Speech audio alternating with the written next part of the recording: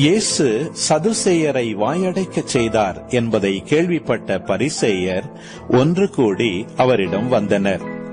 அவர்களிடையே இருந்த திருச்சட்ட அறிஞர் ஒருவர் அவரை சோதிக்கும் நோக்கத்துடன், போதகரே, திருச்சட்ட நூலில் தலை சிறந்த கட்டளை எது என்று கேட்டார். அவர், உன் முழு இதயத்தோடும் முழு உள்ளத்தோடும் முழு மனத்தோடும் உன் ஆண்டவராகிய கடவுளிடம் அன்பு செலுத்து, இதுவே தலை சிறந்த முதன்மையான கட்டளை. உன் மீது நீ அன்பு கூறுவது போல உனக்கு அடுத்திருப்பவர் மீதும் அன்பு கூறுவாயாக என்பது இதற்கு இணையான இரண்டாவது கட்டளை.